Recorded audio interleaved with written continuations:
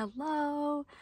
Welcome to another episode of the Eventual Knits podcast. My name is Leah. I'm coming to you from the Twin Cities of Minnesota, and I am so happy to be here for a regular podcast again. This is my new location. It probably doesn't look that different to people in the sense of my yarn background, but it is different. Me trying to fix. Yeah, I'm liking it. What's really nice is that most of my crafting is done down here, like just to the right on the couch over here, and it's nice to just sort of have everything in one spot instead of having to trek it all the way upstairs and then trek it all the way back downstairs, because I can get pretty messy with all of my crafts in my podcast, right? Like I just bring everything and then it's a lot of stuff and then I have to burn it all back and it's a lot. So last week I released a video on reorganizing my yarn, moving it down here, and really going through it. And I am looking at it in the camera right now. I'm so happy with the way it is right now, and I'm really excited to actually use the yarn that I have. Ideally, in the future, I will probably buy most of my yarn for the projects as I need them. A few years ago, I unfollowed most of the dyers and just general people in the community because I needed a break from all of the FOMO. A lot of my yarn was falling victim to FOMO, and there's so many good ideas and I want to buy them all. Like I'm literally looking at, this is a yarn that was dyed for like Mulan, you know, like there's so much yarn that is from something and I want to get it all and I really can't get it all. So if I don't see it, it doesn't exist, and I don't have to feel like I'm missing out on it. There will always be beautiful yarns. Let's start with what I'm wearing. I'm wearing my completed Turtle Dove by Spots Tricot. It is beautiful. This is my third one.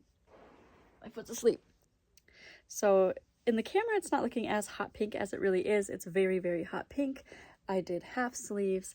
I did a fold over collar that's really short. The original pattern has more of like a turtleneck style, but I like it like this. And then it ends with a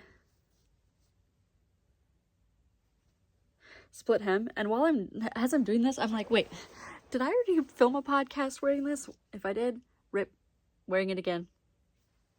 Here it is. I love it. It is so comfy. I sized down for the body and I feel like it's more oversized than ever. So I don't know if my gauge was just really big or what, because this is the same yarn I've used every single time. The same, like, not the same color, but the same actual yarn, which is Knit Picks Wonder Fluff. But I love it. It's so cozy, so comfy, and I am pleased to be finished with it so that I can work on other things.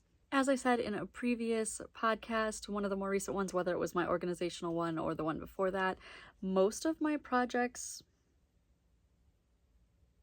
right now are, I was just looking at them, are for an upcoming craft fair that I'm doing. So I have a few vendor fairs for the spring. One of them is coming up in like a week and a half, a week.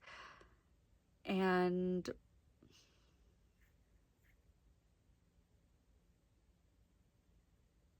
then I have a couple, I think, in May, and then the fall and the winter and whatever. But I'm just working on creating stuff that I want to try to sell, whether that's vendor or online. And I've been experimenting a lot, and it's been a lot of fun. But the first thing that I want to show you that I finished that I am so excited about is the little grapefruit bag that I made for my friend for their birthday. It is so cute. This yarn is Hobie Cotton 8-4. It's a fingering weight, so the main body is made in a fingering weight. This is a market bag, foldable market bag. So you take out the mesh, but then you pull on it to turn it inside out. And then you have a grocery bag. I love this. It's so clever and so fun. This obviously took a bit of time because it is fingering weight. You only hold double for the mesh, and I was learning, so it took me a little bit longer to sort of figure out like what the pattern wanted, even though it was very clear. It was a very clear pattern. I love it. It's so cool because then you can just go ahead and fold it back up.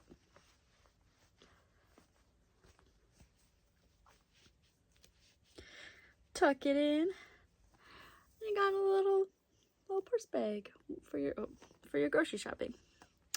The original pattern is by Chiaroscurosity, and I bought it from Etsy before I realized it was on Ravelry, so I believe there is a Ravelry version.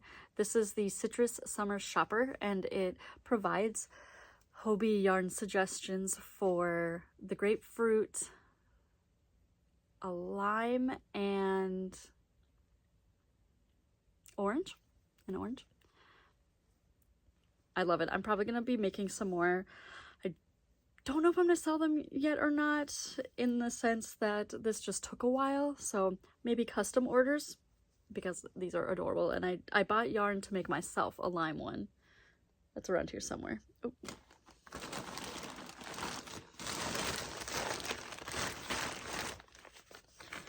I bought myself yarn for lime.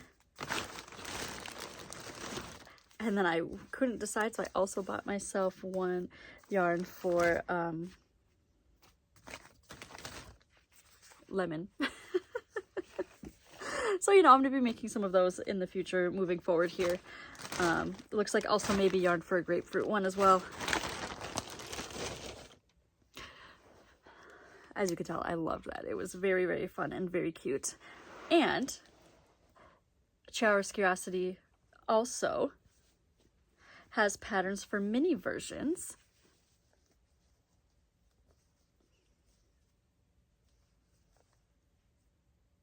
As well. I did not make any of these market bags because they were so little, and I just kind of feel like the really tiny ones are, I don't know, like what's the point, I guess? And I also thought they just made cute little like purses. I did attach little snaps, but I guess if people use them as produce bags, that would make a lot more sense than trying to like put full groceries in there.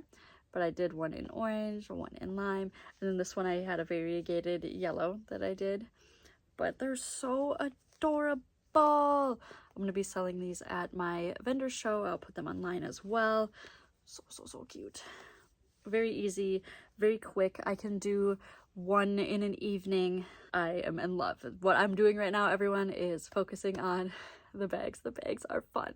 Today, I actually just finished a pretty big version of the bag. I haven't woven in the ends yet, but I basically followed the pattern for the mesh market bag, this one, because I tried following for this one and it ended up being really small, because I think this yarn, which is Lion Brand Ombre, no, it's Lion Brand Mandala Ombre, I think is just a little bit thinner than like a 4-weight cotton, and so it ended up being pretty small. So I followed the original one, which was written for fingering weight, so then it ended up a lot bigger. And so I just had to fudge a couple things here and there. I had less stitches, but you know, covered more ground on the mesh, and then so then I just had to adjust for the I do adjust for the handles. Again, I haven't woven it. I literally just finished this right before I started recording, so I haven't woven in the ends or anything, but look how cute. And this one's really fun because it is stripy, and it did take a full skein and a partial skein of a second one, so I'm gonna try to adjust the next ones to actually just be one skein. So I think maybe making this bottom a little bit smaller, but I love the length of the mesh that I did. I think it it will be a very useful grocery bag. Like, it could definitely hold a lot of stuff and be still quite sturdy. And I'm excited to make some more. I did end up going to JoAnn's to buy a skein. I was so lucky because now JoAnn doesn't allow you to look anything up online anymore on its app or on the website because they're cleaning out their warehouses, and so stores don't know day to day what they're going to be getting. And I realized when I was starting the mesh that I was going to run out before I was finished, and I only had this random skein of Lion Brand mandala because I thought it was cute, and so I had bought it a while ago. So I went to one of the further JoAnn's from me, not that far, like 20-25 minutes, to start to see if they had it, because they had a few weeks ago a ton of yarn. Like, they have a very large yarn section, but they were pretty much cleaned out of everything. And so I went to a more local one that's like on the way back from that one, and thankfully they did. They had a few skeins, and I kind of actually wish that I had bought more than one, but I did buy a couple skeins each of this sort of sherbety, summery, like pinks, oranges, mandala ombre. And then I also bought some of these like mermaid looking sparkle ones to try to make, whether I make more market bags or something else, I do know that I really love those skeins. So I might go back out and see if there are more to just sort of collect them before JoAnn shutters for good. I did also try a market bag pattern. It's actually so funny. This is gigantic, you guys. I followed the pattern and it is so big. This is like the generic market bag pattern where you just sort of crochet a big rectangle and then add a border and handles. But this one ended up really big. It's going to be great for someone, but it's gigantic. I know like Passionate Kelsey and some of the other creators that sell online make smaller. They're definitely smaller. So you can churn out more than just the one. But I used yarn. It looks really cute in person. I feel like it's coming up a little bit duller on camera, but this is some Bernat yarn that I can't even tell you how long I have had. It is this gigantic skein. I almost want to say it was my mom that gave it to me. I wonder if it says like creation year on here. Unfortunately it doesn't, but I mean, look at this wrapper. I don't know, this feels almost vintage to me at this point. Like, either I got it from my mom, who had got it from somewhere, like maybe got it from a friend or something, or I got it from like a thrift store, which I don't even usually ever look for yarn at thrift stores. So it would have been a really long time ago. And it was so much yarn that I felt guilty considering getting rid of it, because I could definitely use it for something. It's just cotton. Make a bunch of washcloths with it, whatever. And I finally was like, oh, I thought it would look good in a market bag, and it does. So I used most of it. I feel like I can make a few additional things out of it. I shouldn't say most of it. I used a good chunk of it, but there is enough left to make other things with. So I'm really, really happy about that. Next, I made 3 different bags using a pattern from Viv's Crochet, or Viv Crochet. They're just like really cute little handbags. You know, you just tuck them, just real cute, real cute. I think I'm gonna add some sort of applique on them because they're really cute, but they're a little plain. So I made a pink one and a gray one and a brown one, and these are all just out of acrylic. It's plenty sturdy. It doesn't need to be cotton. But yeah, I think they look good with some sort of an applique. I just don't know what yet that I want to put on them. Like maybe a flower, maybe something like cutesy. Haven't decided, but I'm really excited to make more of these and sell them at my shows. I think I'm hoping that they will be popular because they're adorable. My first show is it's a free event. I've never been able to do a free event before. It is a powwow in a local suburb, and so it's like in the local high school's gym. Oh, if you're local, It's at Prior Lake High School, and it is in the gym, and it is free, I believe, for everybody. And I think it's going to be a really fun, like, cultural event. It's Indigenous led and run, and they just want to have people to have things to look at as well as enjoy the activities that they have there. And I'm really looking forward to it. I think it'll be a good time. Last year, I did all of my shows basically around here, around the cities. And what's interesting is I am 5 minutes from the capital, the state capital, St. Paul, and like 10 minutes from straight downtown St. Paul. And everything around here is very suburby. I mean, I live in a suburb, but what I think is cute and fun, perhaps most of the people who attend the craft shows around here are not looking for that. They are looking for other things. Also, a lot of people are really looking for amigurumi, and the amigurumi market is really saturated, and I also don't get a ton of joy from a lot of amigurumi. I do like some ami. Like, I do think some of it is very, like the snakes. I've been making snakes for friends and family, and that's enjoyable, but I don't think I currently have any sort of talent in making the cute shapes and, you know, embroidering the cute faces on and whatnot. So I've been staying away from that. And then also I have less competition at shows because I'm not trying to get in doing some amigurumi, especially because a lot of the times my competition is like teenagers and I want them to succeed, especially if they're trying to like make a, I don't know, possible career out of it. I'm not looking to sell my creations full-time or anything like that. It's just like a fun thing that I'm doing for myself and wanting to make other people happy.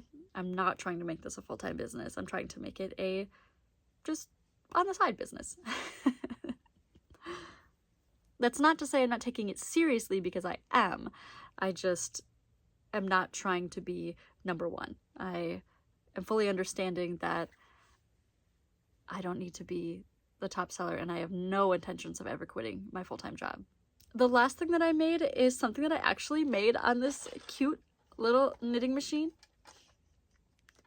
When JoAnn first announced it was closing for good, or like going out of business, I had so many gift cards. I had several gift cards that I'd gotten for Christmas, and I needed to spend the money, and I was really running out of time because they sort of announced the bankruptcy and then they got permission to only accept gift cards for another 2 weeks. So I had to quick, you know, use them. And this knitting machine was like 40% off or something like that. And it was not very expensive. And I already have a, I think 40 pin knitting machine that I used to make my head warmers, my ear warmers. But I thought of trying to make perhaps like some fingerless gloves. So this yarn actually came with it. It's really nice. Honestly, it's pretty. And I just did a tube and then added a cuff or added ribbing for the cuff and the top. And then because the yarn is, you know, if you ever used a knitting machine before, the yarn is very, the gauge is quite big.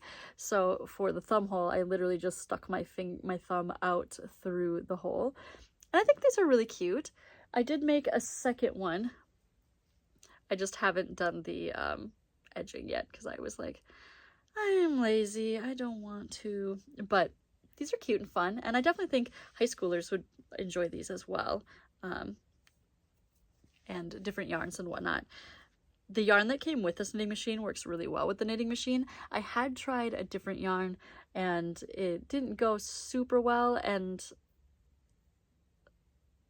I guess it was a little bit splitty. I haven't oiled this one. I did oil my other one.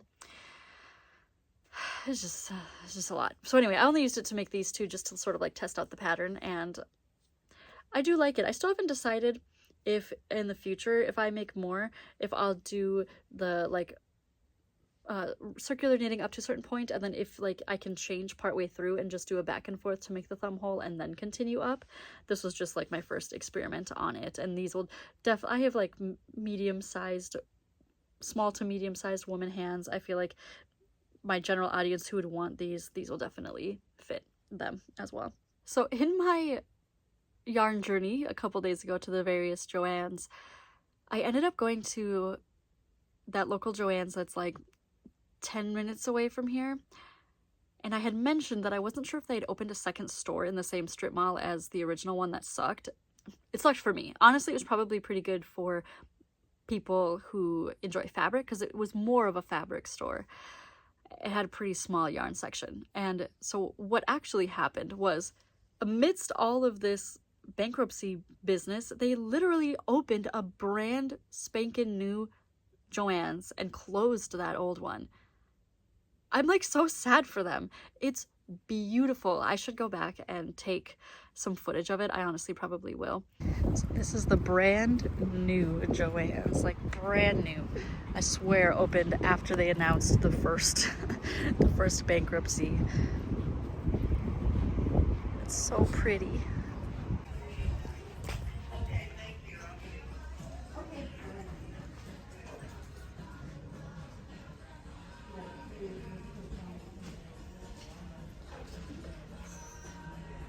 So much fabric.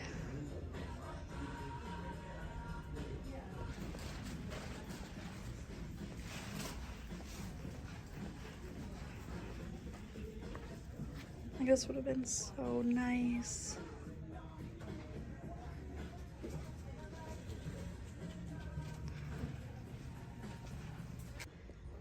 Yarn wall.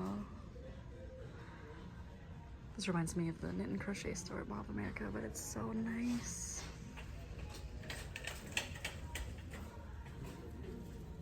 And so I was mostly coming here for some more Lion Brand mandala, and they actually did restock some more. It's still pretty empty overall.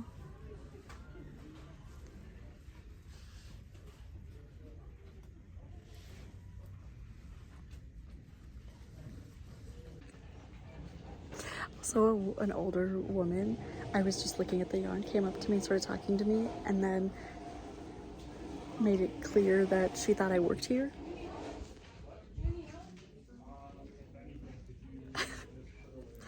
I'm just looking at yarn, lady. So pretty.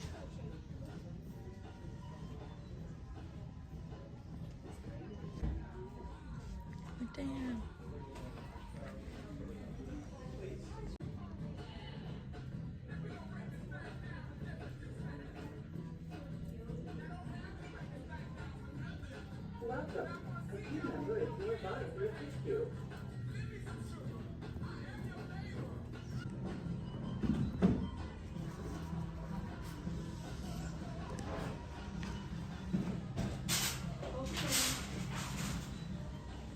I forgot that they don't like have like official bags anymore, and I got a bunch of yarn, and I'd rather just use one of my bags than have them try to put it in those like sad little plastic bags that they have. So I'm just running back to the car quick. Alright, so this is the general variety of the yarns that I got in several skeins. I actually was mostly coming for an additional skein of this one, but they had restocked some, so I picked up another skein of this. Basically I just got 3 skeins of each because I can make multiple kinds of projects with 3 skeins, and 2 is, you know, if I have leftover of a 2, then I need a second skein, that kind of thing. So anyway, this is what I got in a variety. I'm excited to make market bags and other things with these, maybe a hexie cardigan or 2. I stressed out the staff working because they were like, is there more mandala left? I want to go get some on my break. And I was like, oh yes, there's some left. And a couple days ago there was none, or basically none, and they had restocked. So they really are restocking every day. You just got to keep checking and hope you get there at the right time. But it's so pretty. I would have loved to have shopped there, and I am a sucker for like local themed things, you know. I assume this is not unique to the Twin Cities, but you know, people have a lot of like hometown pride and city stuff, and I'm thinking like my cousin has 2 framed pictures of the neighborhoods of Minneapolis, and I love stuff like that. And this JoAnn has this beautiful custom made like backdrop that's behind the cash registers that is a bunch of local stuff, and it just makes me so sad for them. But I did buy a ton of yarn to stock up. A lot of what I bought, so I had bought, like I said, the mandalas, but I also bought some more of the various Red Heart flower skeins and a couple of other things like that. I had a really funny moment, and this is not a dig. I obviously own a ton of Lion Brand, or a ton of Red Heart yarn. So I was looking in an aisle at the other Red Heart skeins, like the one-offs, the striping, the speckles, those sorts of ones. Like they're in the same like area as the solids. There was a older woman nearby me, and she was of course lamenting how around there wasn't a lot of yarn options. Oh, it wasn't actually at this one, it was at the other one. You know, and so I don't shop around there very often, so I didn't know that there wasn't anything nearby. But she, you know, she was basically saying like, oh, first the Hobby Lobby closed, and now the JoAnn is closing, and now where are we gonna get yarn, da da da. But and I was just like, oh, and she, well, I picked up a skein of one of the Red Heart speckles, and she was like, oh, Red Heart, that's where it's at. And she was so excited, which was so funny to me, in this aisle where there's like 4 skeins of yarn, you know what I mean? Like empty shelves, just a couple skeins here and there. And she's like, oh my god, Red Heart. Oh, it was just really funny. What was really sweet is that the more local one, they had actually made a list, like if you need to find yarn, try these stores, and they were mostly local yarn stores. Like I actually think they didn't list Michael's. I think they all listed local yarn stores, and they said if you need fabric, and then they listed some fabric stores. And I thought that was really sweet of them, that they obviously didn't need to do that, but they had printed it out and maybe put them on all the cash registers, and I thought that was like very sweet and bittersweet and kind of sad. It was just so unnecessary. It's so unnecessary for this to have happened to JoAnn, which was obviously a very successful company prior to being purchased, I believe, by a hedge fund and then run into the ground because capitalism. Guess it's online for me. Hobie is probably where I'm going to be buying most of my yarn. I actually prefer Dishy cotton yarn, which is that Knit Picks? I think that's Knit Picks, to Lily Sugar and Cream. I find it is softer and easier to work with.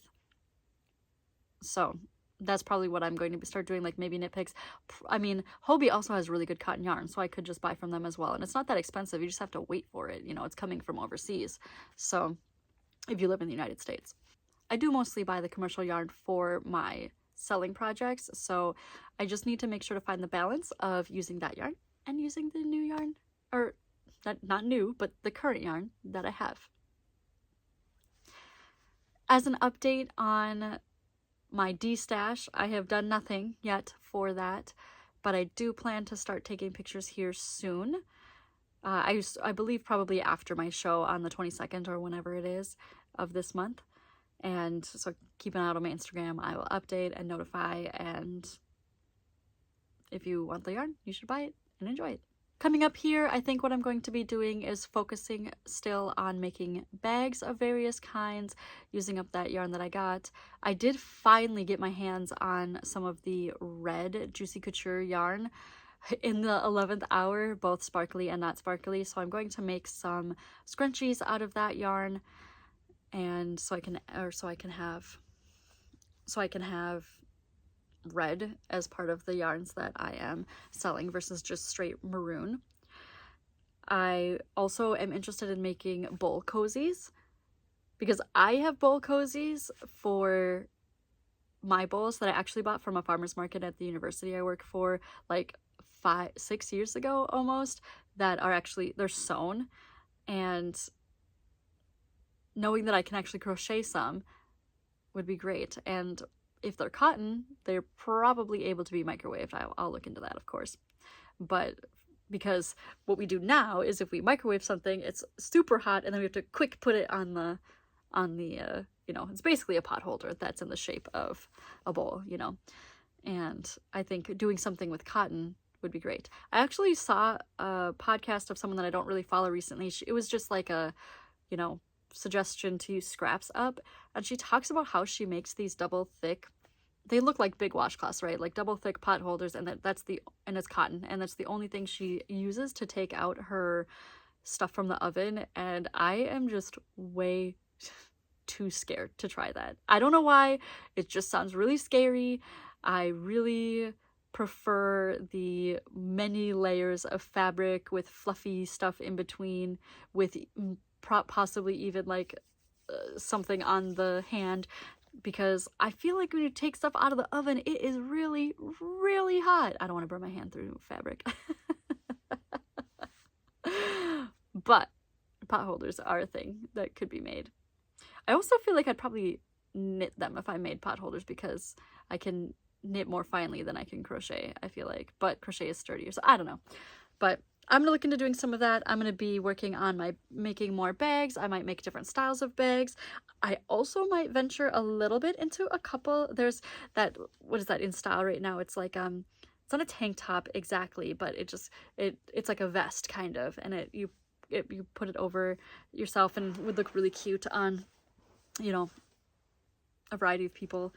I really want to try that, branching out into crochet garments.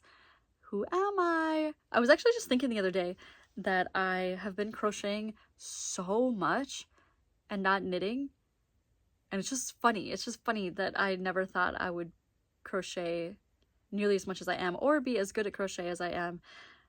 On a recent Instagram post, a friend of mine, Whitney Marie Anderson, you should check out her shop and stuff. She does like polymer clay earrings and stitch markers, or, you know, place stoppers. A lot of really cute things. Very pretty. A while ago, she did a crochet pattern, and I was very bold and offered to test it among, of course, other people who are I shouldn't say actual crocheters, but at the time, actual crocheters, much more than I was. And I remember struggling so much with the pattern through no fault of the pattern's, because I didn't understand the stitches yet. So I didn't really understand the increasing and decreasing. I was really struggling with that. The bobbles were easy to figure out, I think, but it was a shawl. It was a triangular shawl. And it was so pretty in the yarn that I chose as well. And I don't know, I had a lot of fun with it, but thinking back on how difficult that was for me, and now I'm like making bags and making freaking like functional fruit bags.